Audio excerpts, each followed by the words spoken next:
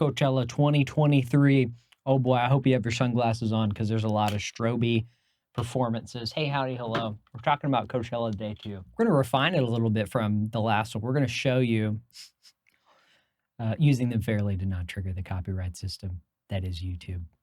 Wow, this was full of amazing highlights. Huge hits. We'll start with Sahara. So yeah, super serious rap game. Persona was super fun and songs were enjoyable. Enjoyed making a lot of buzz lately, so happy to kind of experience that for the first time. Wow, I mean, Kenny Beats, I hadn't heard much stuff from him, but he threw such a cool EDM dance party. I mean, everyone's, like all of his friends are on stage too, dancing with him. Fog machines blasting, bubble machine blasting at one point, I believe I saw. A lot of it had to do with just everyone just wilding out, being into it. Great variety. No over-the-top DJ gimmicks that you hear at a lot of sets. I mean, just look at the set list.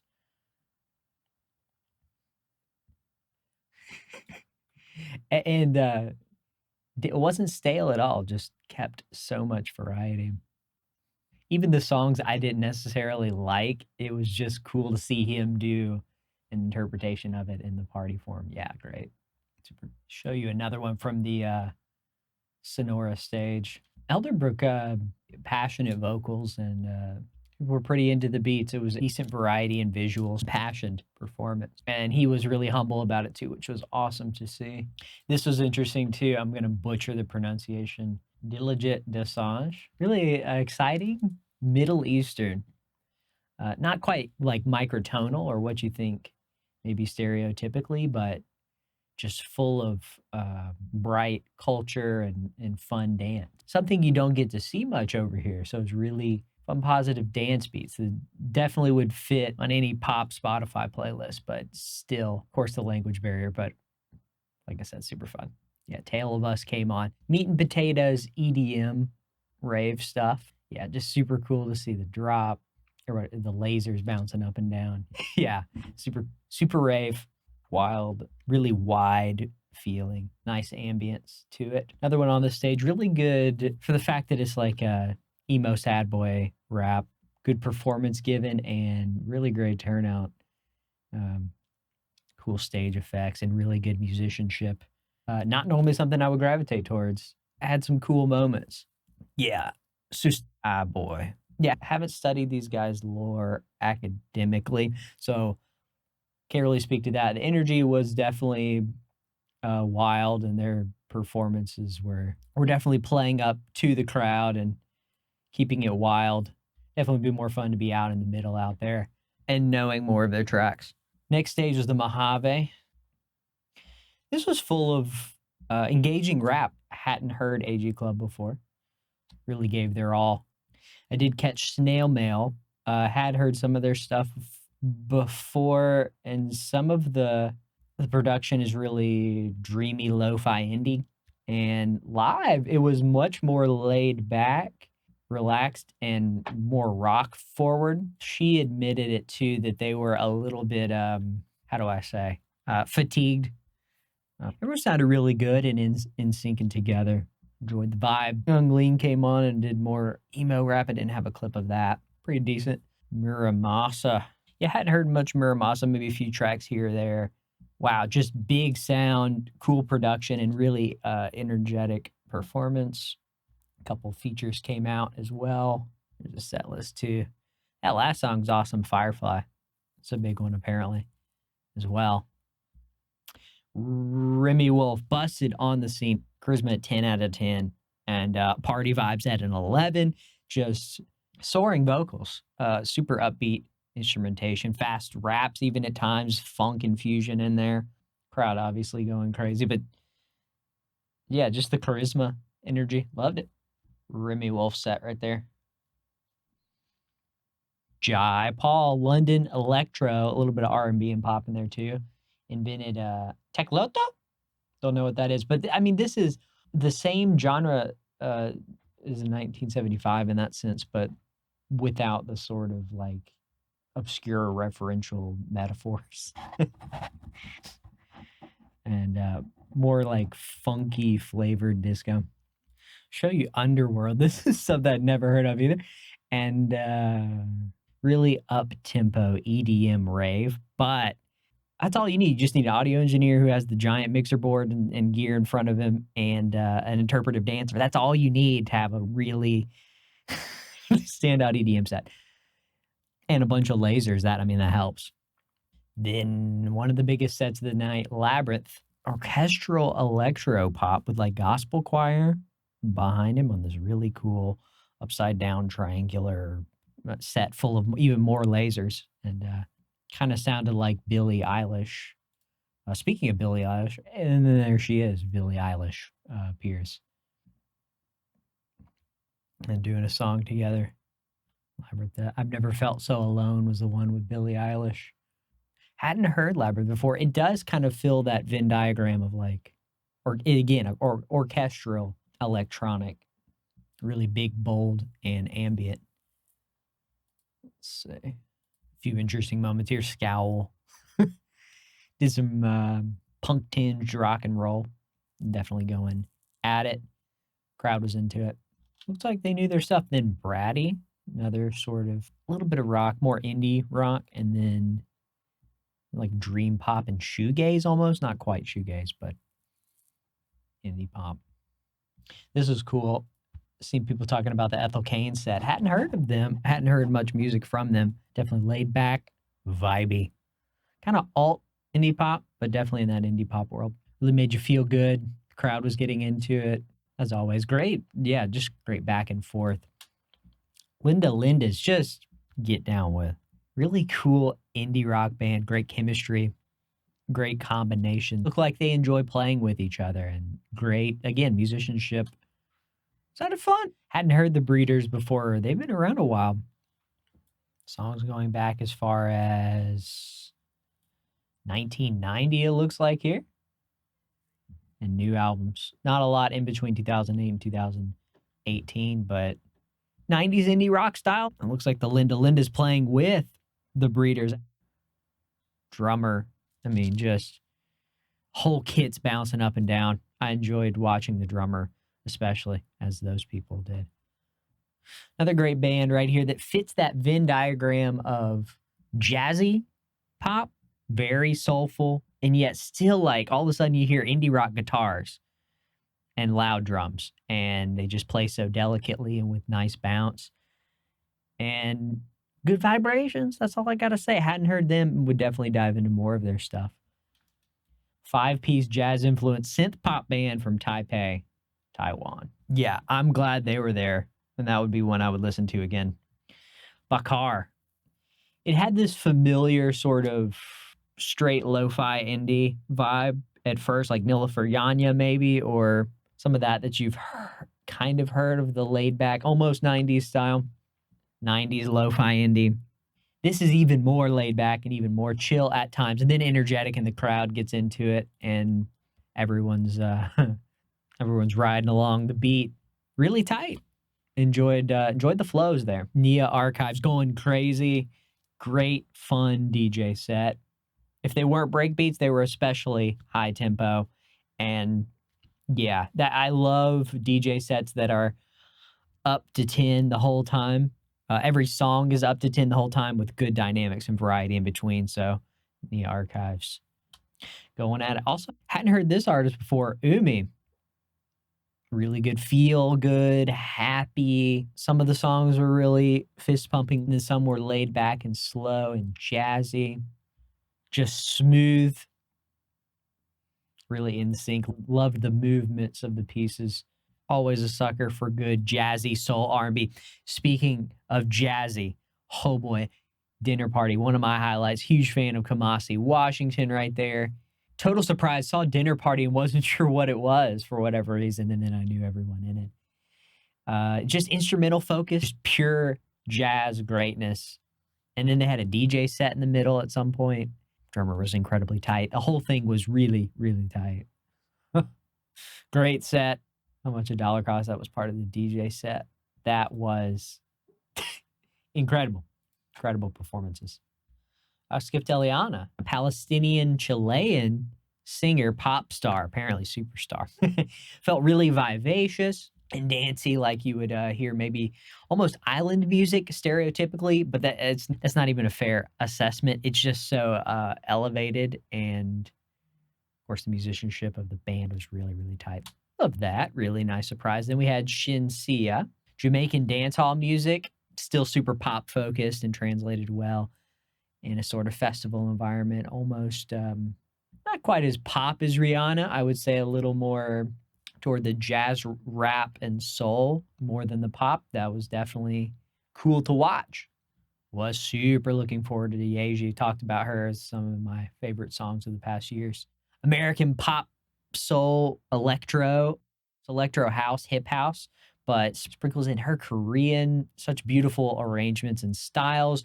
Interesting to see that she didn't really do a DJ mix this time. She did more of a dance set and was super into that. It's really colorful performances, super dynamic and enthusiastic.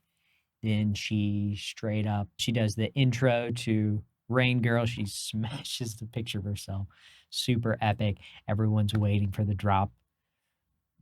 And they just go absolutely crazy. Everyone's going, hey, hey, hey, hey, hey. American rapper, a little bit of Latin trap and reggaeton. Hadn't heard it before and was impressed with the talent, with the swagger, with the talent. Just great performance. Amazing lasers about. Everybody's going crazy. Loving it. Monolink with the EDM production, heartfelt vocals, singing really passionately. With a minor keyed focus, unlike a lot of EDM, hypnotic beats. Everyone was raving. Been a huge fan of Chromeo. They've been such an influence on music that I've made personally, always disco-y and funky first. Everyone loves to dance, and it's super pleasant and energetic and uplifting. That's what we love to see. Incredible. Donovan's Yard. They brought the island party to you. Just energetic dancing, charismatic, deep beats to go along with it. MC was really just guiding the whole thing, full of surprises and cool ad libs as well that went right along with it. Donovan's Yard. Donovan's Yard. Donovan's Yard. We moved to the next theater, outdoor theater. So rock performance with Revolution and Yimbo. Didn't even see what Yimbo was. But I was excited to see this stage in particular because we're getting into some of my favorite performances. Earth Gang did such a great job. They always do. Just great musicianship, energetic charisma and flows, artistic, head-bobbing music. Just a really good flow and anthemic. And got the Hiatus Coyote set as well. Really rhythmic and so many twists and turns and cool visuals that went along with their music so well. You can tell they really have this maximalist, beautiful, colorful, cool rhythms that balance with the textures and the rhythms and the depth of color. I love the palette choices and the artistic choices they do visually as well. Of course, Sophie Tucker threw a dance party. Are you kidding me? Just having such a good time doing the hits, and definitely that sort of put everyone in a good mood. I think it goes to show you simpler is better. I don't know, it felt bright, energetic, and almost 60s. There's something classic and nostalgic and fantasy about it all. Yeah, of course, a great time from them. Got to talk about my favorite act, Boy Genius. They came on the stage. We've seen the chemistry between Phoebe Bridgers, Lucy Dacus, and Julian Baker. There's Julian there. There's Lucy. And it was the perfect set list of Boy Genius. We're going to talk about the record on vinyl. Phoebe had her own section where she did amazing. They really gave each song a place in the set list that, yeah, it's going to be one that people reference. They said it's their first actual show or real show or whatever, which is crazy to think about. And this is their first record, even though we've known them from their projects on their own respectively. Loved every second of it. Would watch it several times over and over. So good. They captured something really special on this performance, and goes to show you that all the songs they've written, even the 2 that they did from the first EP in 2018, so good at translating to the Coachella audience on a giant festival stage. It was very impressive. My album of the year so far, Coachella performance of the year as well. I knew it was going to be. I knew it was going to be amazing. Had no idea what this was, this act coming after Boy Genius on the thing called Holo. Basically a really wild laser show, EDM that was ready to reach out and grab you and make you send a bazillion lasers into your mind. Once again, yeah, I hope you had your sunglasses on for that. Had to put my sunglasses on for that. Yeah, that was just this guy just running the whole thing. Gotta say one more thing about Boy Genius, because you could see people just really into it and starting, like this guy starting to come around to look like he was enjoying it maybe for the first time. And I think that's what Boy Genius does so well, is I think it's a rally cry. I think it brings people together. It's kind of why music is very important, why we love it, right? Then Mark Rebelier, full set here. Yeah, there we go. Yeah, Mark Rebelier going ham, obviously blew up online. He's did a lot of things over the pandemic, even before the pandemic, basically entirely improv, silly beats with silly nonsense lyrics, and just has a great time. Amazing to watch. Eventually goes shirtless and gets the crowd into it, and was yelling toward the end, bring out the Weeknd, bring out the Foo Fighters, bring out Blackpink. Well, they're not coming out. You guys ain't getting nothing. And just played off that.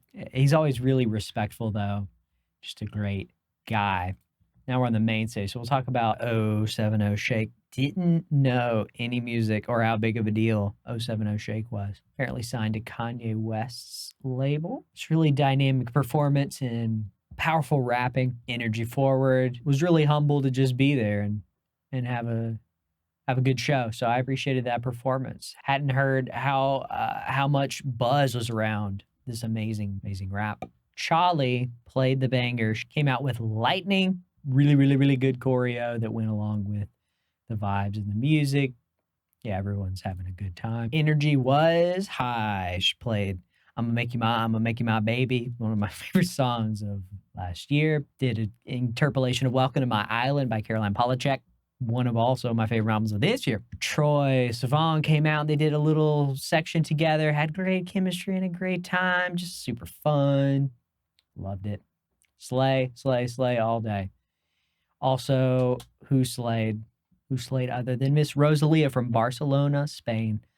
Latin dance pop, world class. Flamenco, reggaeton beats in there, but halfway through the show, she takes this camera right here, holds it up to this fan. The fan starts doing this auto-tune section, and she just shows so much appreciation and love for the fans. She really is just a nice person and amazing artist who really does wild experiments that translate to a pop audience. It is world class how unique she is. Really fun to watch, especially just already has had an amazing career. 2019, she apparently played the first time on the Mojave stage there. Again, world class, super humble and appreciative and honest. You always know what Rosalia's thinking too, extroverted and just, again, humble. Great. Rosalia, one of my favorite performances. Definitely top 5. Much love for Rosalia. Then you had Blackpink. Of course, probably the biggest. I mean, there's been so many big, in size-wise, performances. I mean, the more lasers than Star Wars right here. It's just wild, and there's no wide-angle lens that could really capture it. You have to get a blimp over the entire state of California, and maybe that wouldn't even capture it. Absurdly cool, dynamic colors too for each of the performances. They bust on the stage with them.